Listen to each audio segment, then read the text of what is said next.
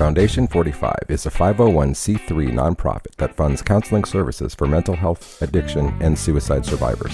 In addition to providing services, it works to break the stigma surrounding these topics. Foundation 45 recognizes that musicians, artists, and creative types are often at a higher risk for issues with mental health and addiction. The organization's goal is to serve the Dallas-Fort Worth creative community by providing free, top-tier mental health and recovery services. You can learn more about Foundation 45 at foundation45.org. Foundation 45. Live fast, die old.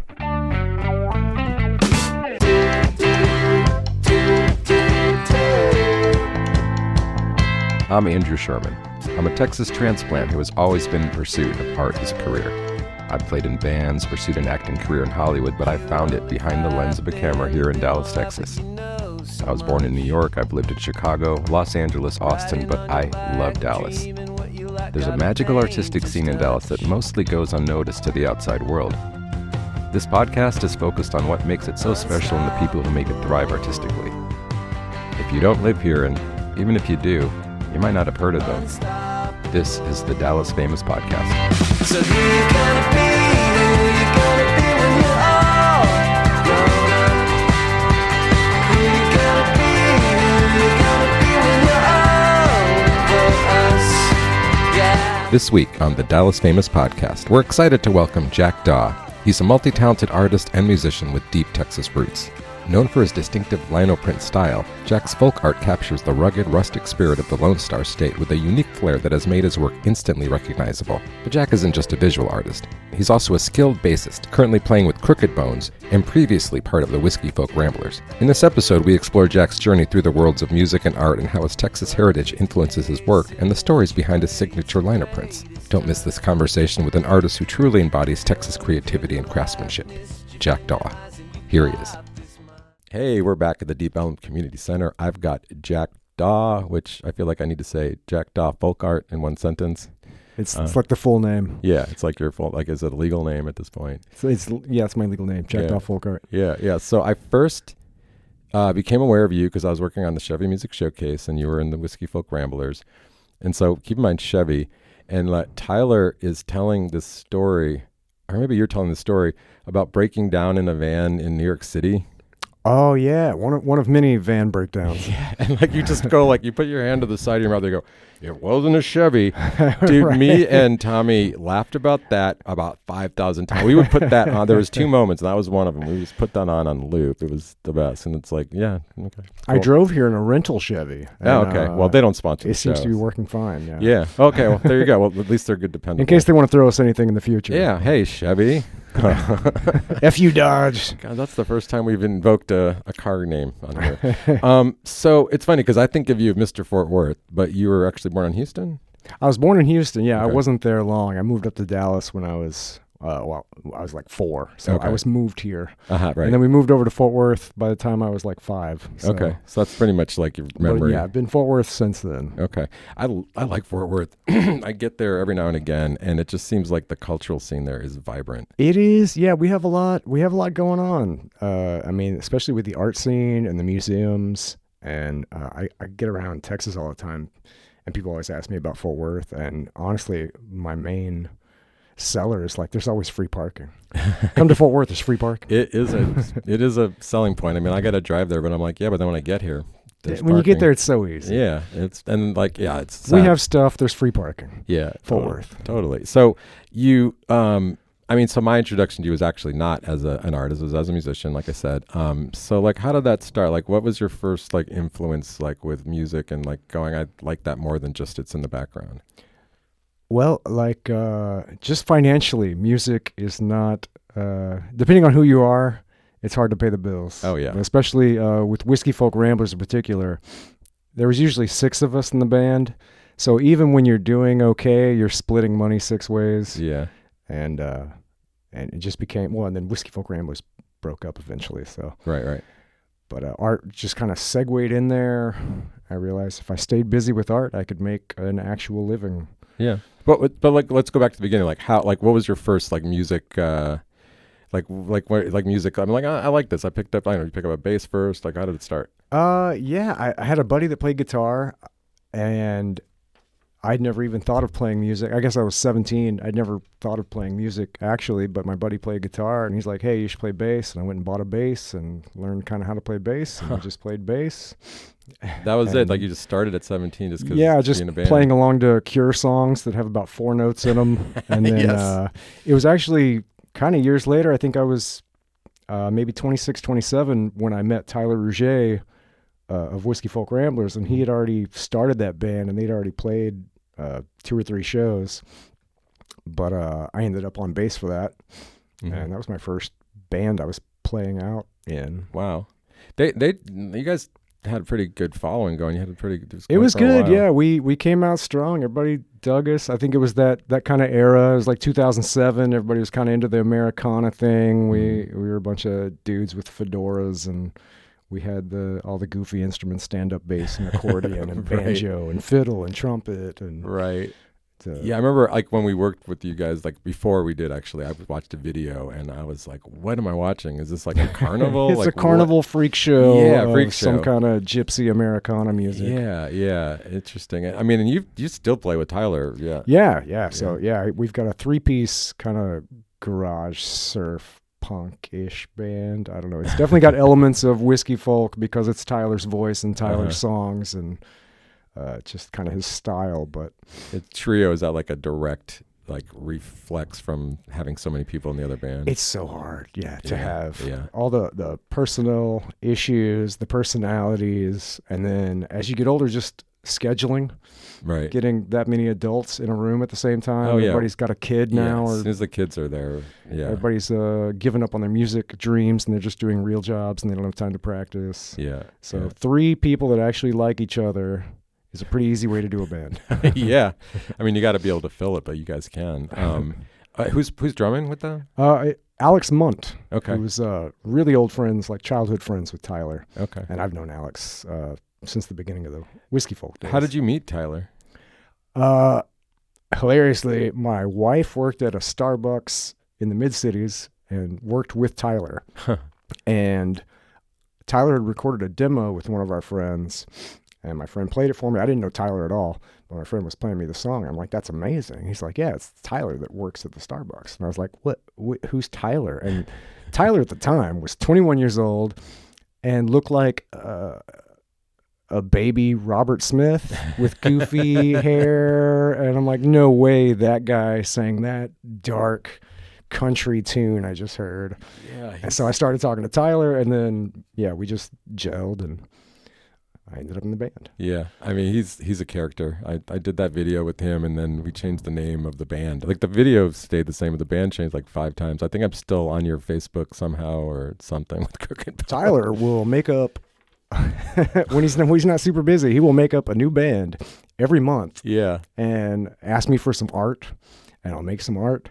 And by the time I make the art, that band doesn't exist. He's got a new vision, a new name. So luckily, he's kind of locked into the new Crooked Bones band now. Maybe you could do a coffee table book of just art for Tyler bands. Yeah, that's a thing. Maybe the non-existent Tyler bands. Yes, the alternative universe of Tyler.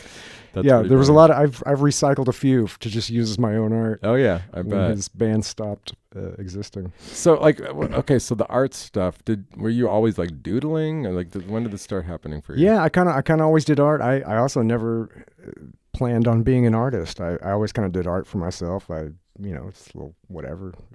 And then I actually had a friend who set up little art shows at Community Brewery here in Dallas. And he told me to come out, bring some art. And so I brought some art, like show and tell. Mm-hmm. And people bought it.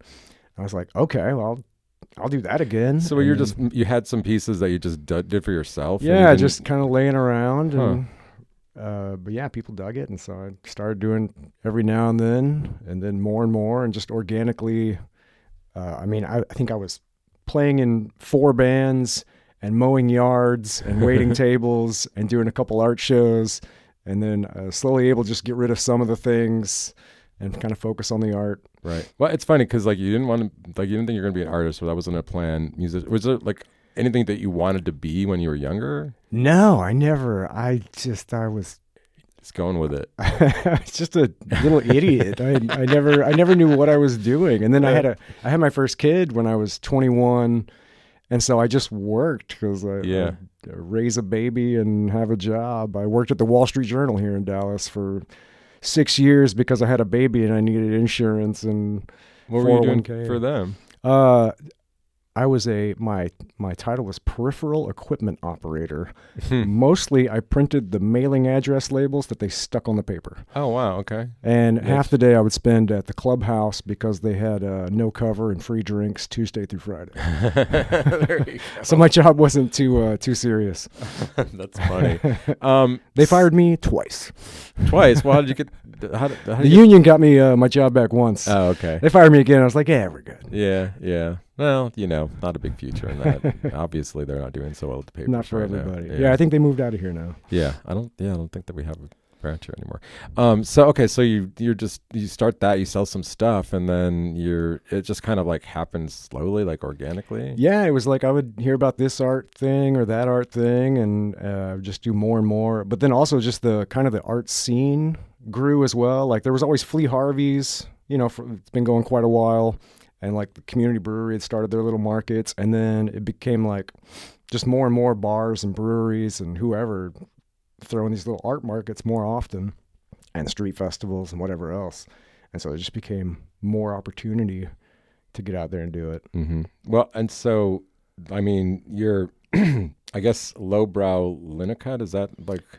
So explain that for us. So a lino cut, also known as a linoleum cut, it's very similar to like a wood block, just a different material, but you carve out an image on a kind of a plate, a linoleum plate, and then you ink that up and press it on paper. So it's almost like a large scale stamp, like a rubber stamp.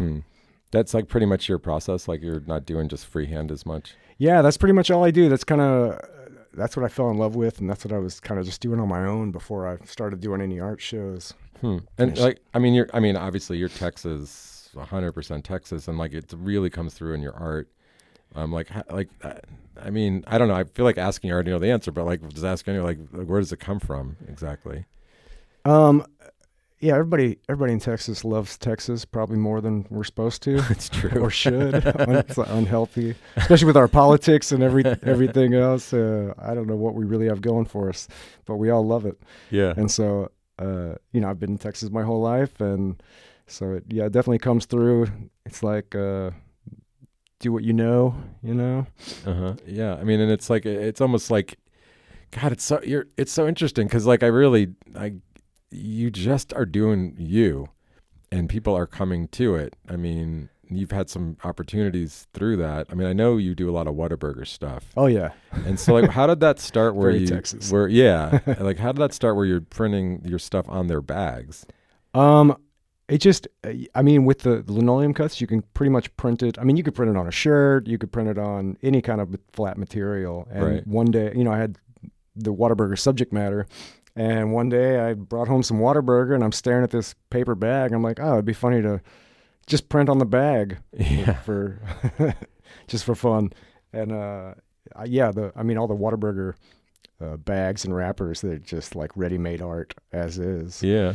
So wait, so you just go get them, or have you like had a deal with them? Oh, no, I don't have anything official with Whataburger. It's whenever I eat at Whataburger, I save the bags. No, really? Yeah. I thought for sure that like people ask me if I have like a hookup or if I go get stacks of bags. No. These are official Whataburger eaten by the artist. So if somebody wanted to like have an exhibit of Jack Daw Whataburger wrappers, you'd have to eat. I gotta do some eating. Oh my gosh! And I got 2 kids. I got a wife and 2 kids. We can take the family out. Okay, I was gonna say because you're a stick figure almost. Like, where are you putting these Whataburgers? I'm running around like a chicken with his head cut off you all do day, get around. every day. So. You get around. I mean, speaking of, you have chickens. Like, really, I've lived that life with you on Facebook. That's cool. I used to have horses, so it's like having that's animals. Yeah, well, they were my exes. I didn't have horses, but still, it was fun, like the live animal thing. That's my only like bucket list goal. I would like to be a guy with a horse someday. It's easier than you think because it happens a lot where people just their situation change and they don't like. I had a gift horse for a while because like they just got to get rid of a horse. Yeah, because it was like a wealthy family and their kids just grew up and moved away and like they were too old to ride, and so like the kids weren't there, they weren't there, and luckily we had horses and we had a vet that was like, this would be a perfect spot for this horse, and so it worked out. That's amazing. Yeah. I didn't ride him as much as I took care of him, but it was a good time.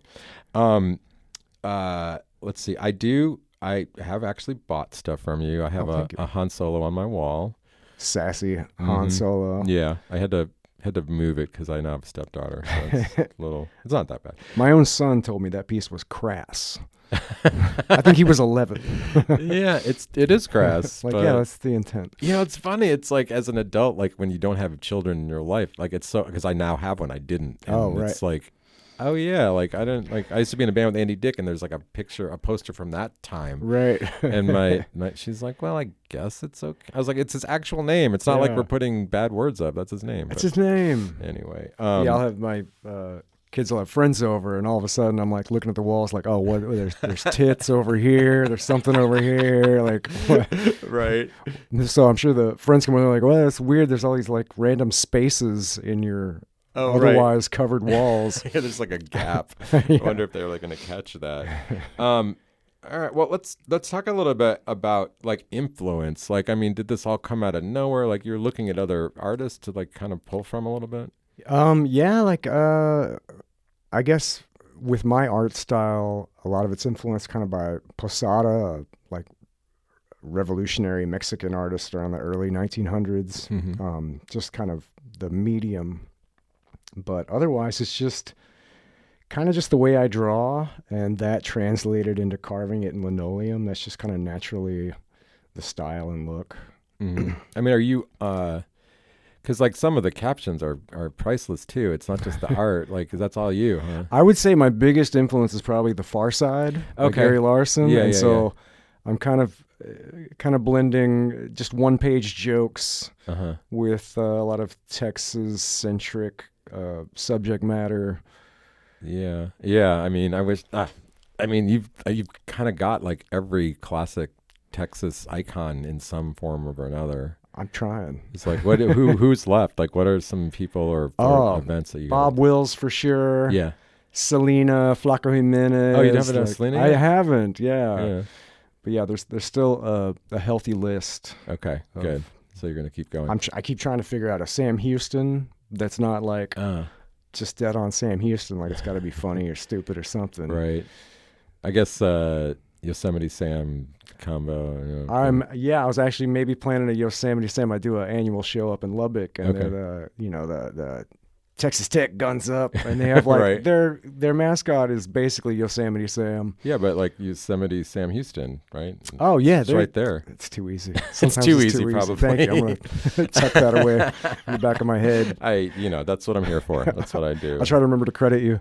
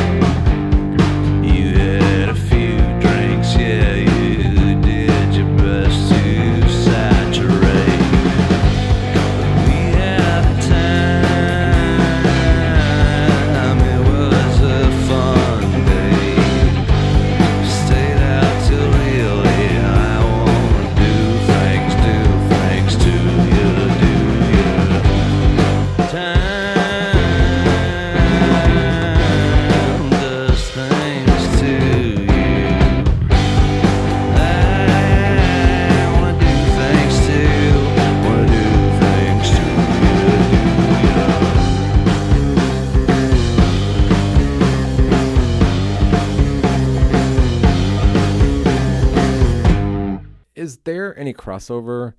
Like, I mean, like, I feel like Fort Worth, like bands from Fort Worth, for the most part, I feel like there's a through line sort of, and like I feel like the art that you do kind of represents that. But is that something that you take into account, or is that something where like it goes back and forth, music, art, music? Yeah, I think it's very kind of fluid there. Like all of music needs art, and art would be boring without music. So, but yeah, especially like band posters, shirt designs, stickers, cover art. There's a lot of art that just music needs a visual sometimes. Sure. You did something too with the Texas Rangers, is that right? I did, yeah. They had started a thing. They're having some local artists do game day posters, which is super cool. So they hit me up for that. That was really cool. Made me look really cool on Instagram for a minute. We got to go to the game for free. Yeah. Paid us some money. I think we blew all the money on $30 whiskeys and you spent all the money at the game on drinks. That is, they know what they're doing. They give you just enough that they know you're going to spend it all at the game. They give you free tickets. They're masterminds. Yeah. But no, like for me, I mean, you know, because I lived in LA, so like their stuff would pop up and you're like, well, who's that? Like every day it'd be someone being featured you didn't know. And so when I saw you get that, I was like, that should be that. You should have gotten one of those, I felt like, because you really do represent like this real specific, style. And, you know, I don't know anybody else that's doing what you're doing. Yeah, there's not a lot, especially around here, which it's kind of strange to me. I'm seeing more and more of it, but maybe it's just because I'm doing it. Yeah. But there's I know there's some Dallas printmakers that are great, but yeah. But even the prints, I mean even people are doing like the same method you're doing. Like your style is very unique. It's interesting because like I don't know. It's like, have you been critiqued by any like art like specialists? No. Because it's like quote like lowbrow and yet it's so intricate and smart. I'm out here in the streets. Yeah, okay. I'm in the tent in the street or on the patio of the bar. I did once do a printmaking demo at the Kimball Art Museum in Fort Worth, which is just one of the highest rated museums around. Yeah. So that was interesting juxtaposition to have old Jack Daw from the bar patio giving a little class at the Kimball. Yeah.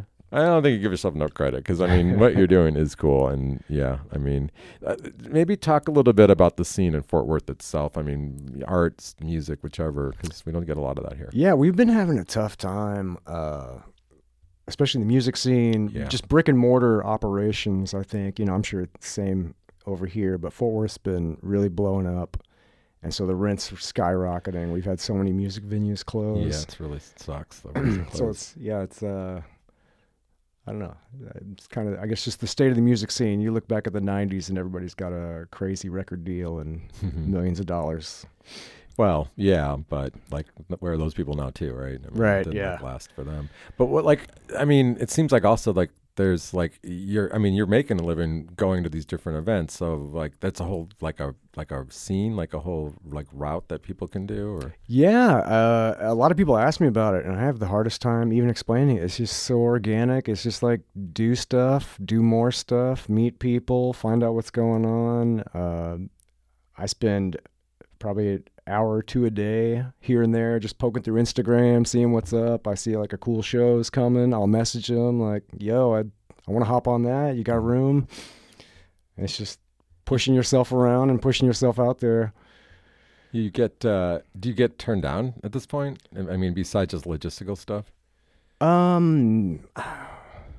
Not, I mean, I haven't bumped up against that. I don't think, because I'm so cool or anything. But I guess some of these things they need people to be, representing. Yeah. I have, actually, I got shot down for a Comic-Con because they were full and I missed the thing. But that's logistical. I mean, we don't. So no special favors for old Jack Daw. Yeah. If they're full, they're full. That's too bad. It seems like that is going to be a hard way to make a living, right? With just the art. I mean, it's funny. It's working nonstop. It's like kind of working all day, every day. Yeah, I mean, it's because I think about like just trying to be a musician. that seems harder in a lot of ways because at least you've got physical things and people can go, I see that, I can take that home with me, And it's not a group project. It's just me. So I don't have to check with anyone. I don't have to round up anyone. Right. Me and my stuff, get in my car, go wherever, sell it. Right. Do you have like, I mean, it sounds like you've just kind of been going, but like, do you have like, I'd like it to be doing this. I'd like it to get to this place. I try to every now and then have that thought, and it never works out. I end up I'll get like a week where I kind of have a breath to think, and then I'm just running again. Yeah. And so, yeah, I don't know. I don't know what the goals are. Still just running week to week. Okay. I mean, and then you're going to just stick with Crooked Bones, or are you like looking to be in other stuff, or? I'm definitely not looking for anything. Crooked Bones is fun. How often are you guys doing shows? Maybe once a month, every couple months. And then recording in the future? We have an album's worth of material that we're working on recording. Okay. So hopefully sometime in the near future. Right on. Yeah, it's been kind of not the hardest working band in town. Yeah, well, I mean, I get it. You guys have been around for a while, and it's changed, and it's all three of us stay busy in real life, and so it's especially when music isn't going to pay the bills. It's kind of right. You do it when you can. Yeah, like when I moved here, I was like, okay, I think that's done because I've got other requirements to meet. So, yeah, but and it's kind of freeing in a way because you're like, I can do this because I actually like it. I'm not stressing about. Yeah, I mean, do you guys sit together and practice and write stuff still? We do, yeah. From time to time. It's been a minute. I think our drummer just broke his hand. I think I fractured my hand like 3 weeks ago. So you think you did? You're not wearing a cast? I think it's getting better. Still a little tender. Wild. I mean, okay. Well, like anything else that I didn't remember to ask you, or I don't. I mean, what's next? Is there any future plans that just more always? Of the same? Yeah. I don't know when this show will air, but there's a couple things coming up, both in Fort Worth for any Fort Worth listeners. But like Gallery Night in Fort Worth is September 7th. It's a Saturday night, and I'll be putting together a little art market connected with Fort Works Art. It's a gallery there, and Hotel Dries over in the Cultural District, and then we have the massive Fort Worth Art Festival October 19th called Arts Goggle. Oh, right. Yeah. It's 20-something blocks long, 50 bands, 1,000 artists. It's absolutely weren't nuts. you like the feature artist of that last year? Last year I was. So what did that mean?